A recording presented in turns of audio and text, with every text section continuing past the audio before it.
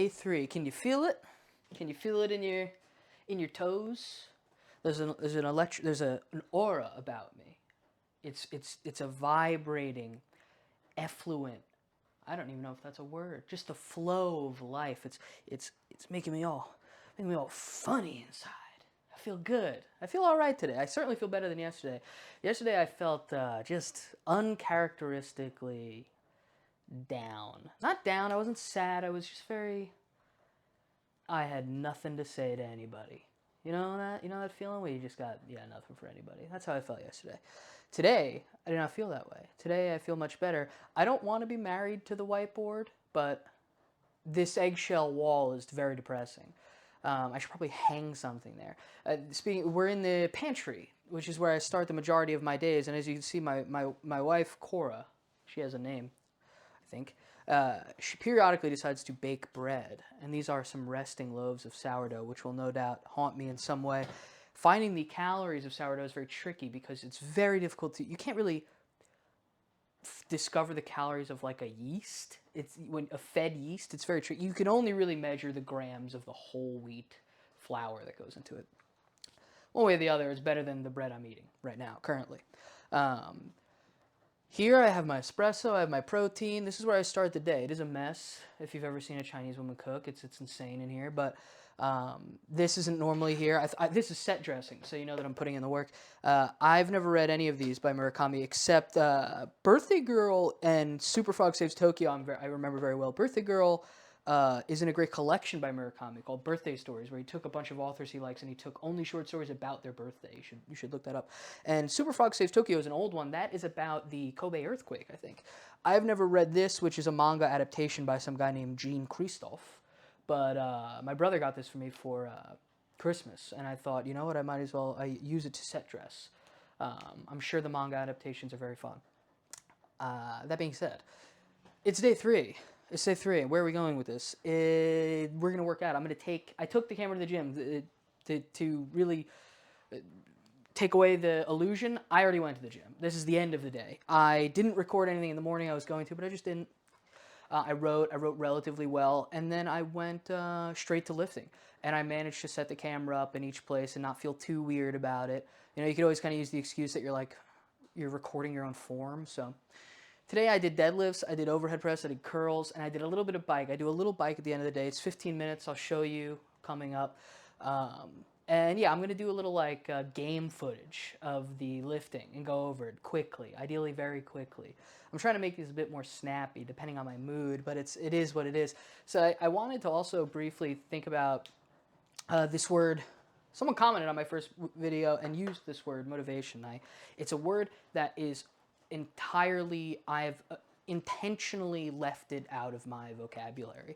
I know that this is kind of I think this is probably played out, the idea that motivation is not a valuable thing. It absolutely is, but I think its value is not in what it gets you to do.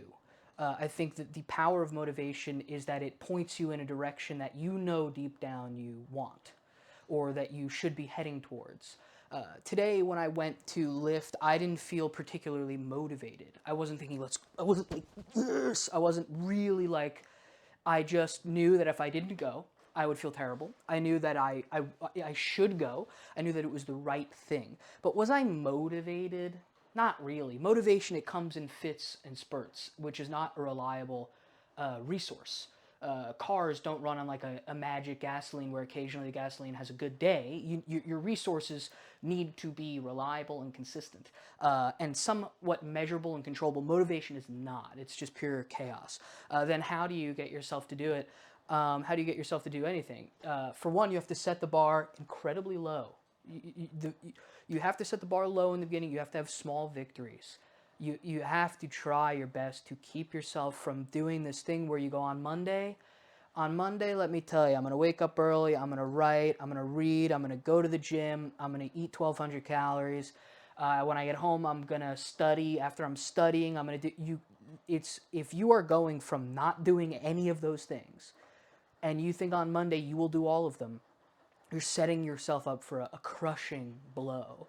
And you're setting yourself up for a loop. And that psychological loop is not exclusive to weight loss. It exists in the world of alcohol addiction. It exists in the world of, I mean, fuck, it's everything. Every single thing, you could find a way to fit this neurotic loop of self-promise and then failure into absolutely everything you do. And I do think it's human nature to do it to an extent. It's just a matter of catching yourself. So set the bar incredibly low. That's key. If you want to read a new book and you struggle to focus, read half a page. That's it. Set a timer for 3 minutes. You feel insane. You go, 3 minutes is pathetic. It's 100 million times more than zero. I'm not very good at math, but the point being, it's better than nothing. Yeah, I guess I'll leave it at that. I think I was going to keep going. I'm going to get really psyched up and amped, but I don't want to make every video 30 minutes long. I got to focus on trying to make these a little bit more concentrated. And let's go to the gym. Let's lift weights. Let's be strong little boys and girls. God willing. Yeah. All right. All right, we're going to go in to the footage here. This was like the most convoluted.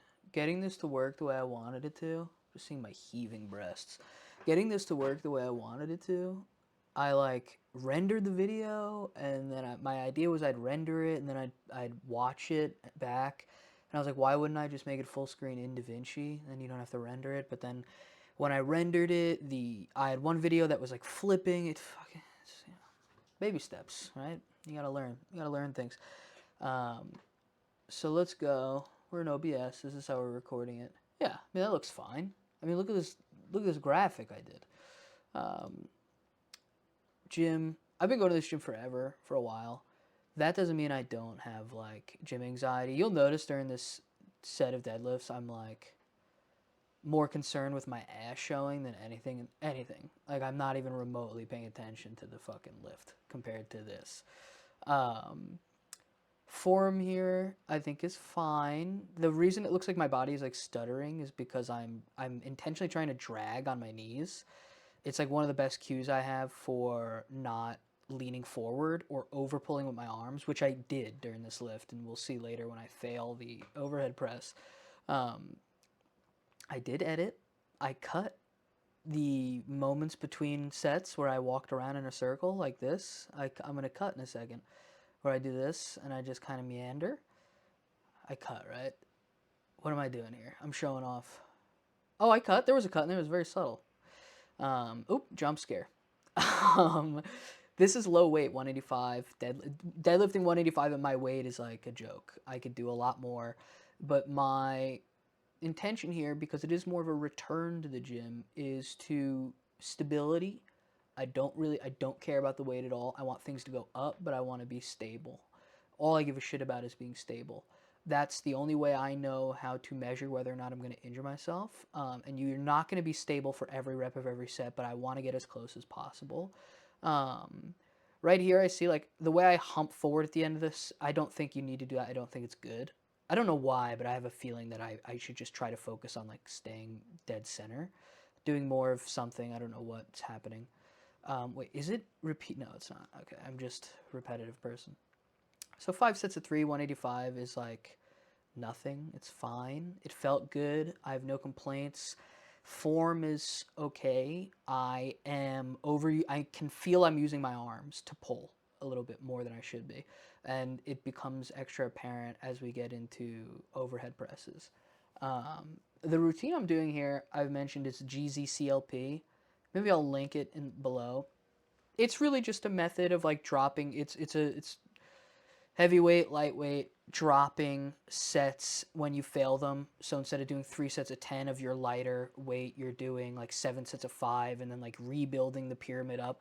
It's way more confusing than I'd like to, for me at least, and I'd like to admit. I just follow it and I try to make the weight go up. There's really nothing else you can do.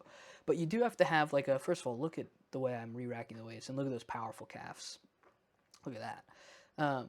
The way I see it is you just have to have a simple routine. There are so many resources for this type of thing. Simple lifting routine. And yeah, when I'm in the gym now, it has been a few weeks that I've been back trying to get into the swing of things. And in the beginning, I did have a lot of gym anxiety, for lack of a better term. Seeing the same people I've seen at the gym for the past 5 years, and they've just seen me not get fitter and not get stronger. I mean, it's embarrassing, but and this is, I think I'll cover this in its own video, the idea of gym anxiety and the idea of being afraid of these environments, because obviously I didn't grow up in them in any way. I think you have to, don't tell yourself nobody cares. It's true, but it's not as relevant.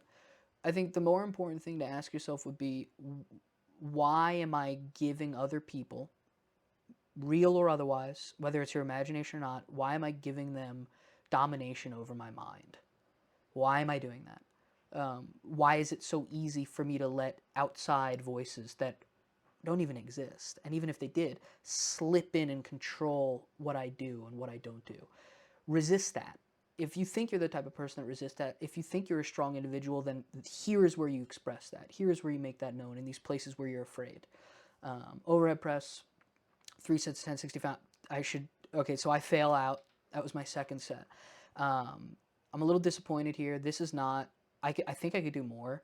There are a million reasons you could fail a set.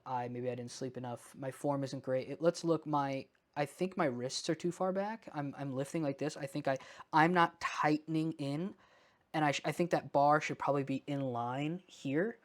I'm not an expert in these things, but I think that's probably a big part of it. I'm not thinking hard enough about where I should be feeling it. And that's something I'm really just getting into is when you're lifting, you should really be thinking about every muscle you're supposed to be feeling and what it's supposed to do. It is a focused thing. When I'm lifting here, you see, sorry, this is fucking blurry, it didn't focus. I'm not listening to music or listening to anything. Sometimes I do, but rarely I do. You should be so intented on that perfect form, or at least on feeling what muscle does what. And eventually you'll get a feeling for it. And it feels really great to kind of have an understanding and a sense of those muscles and what they're doing. And I've found that until I started doing that, I really was just kind of fucking around perpetually. I think that is the key to such an enormous improvement and becoming like a lifter, is that relationship with your actual individual muscles and sensing them. Really, the mind connection is everything. I'm trying to go really slow on the eccentric. Shout out Dr. Mike Israetel. But I break my own rules here because I'm annoyed that I failed my overhead presses and I just start swinging. I'm not hurting myself. I'm still pulling the weight up. It's still burning like a bitch, but I shouldn't be doing it this way. Why am I using an easy bar? I don't know. The straight bar is fine. It doesn't hurt my wrist or my elbows. 45 pounds is not a lot, but again, I want to do 3 sets of 15 with very little rest, and I want to do them clean and smooth and slow. At least right now I do. I might get annoyed and go up 10 pounds and then start whipping the bar around. I might do that too. Again, just feeling it out. What's important to me is I finish the set. What's important to me is that I finish the idea of the set. With that overhead press, I failed the second set around 6 reps, 7 reps. I took another minute break. Let's pause right here. I took another minute break and I did my last set just to failure. I went, I'll bang these out and I'll fail. And then next week I'll use whatever graph the program I'm using is, and I'll change the weight for my volume overhead press. And try to work back up from there. I think it's fine. I'm still probably safe to continue raising the weight for a while, even though I'm under eating pretty dramatically. I could probably go for a while, like a long while. When I first lost a ton of weight and lifted a little bit, I was able to put weight on the bar and put more weight on the bar for a long time, even though I was getting skinnier and skinnier. So I'm trying to keep that going. There are a million reasons you might fail a set.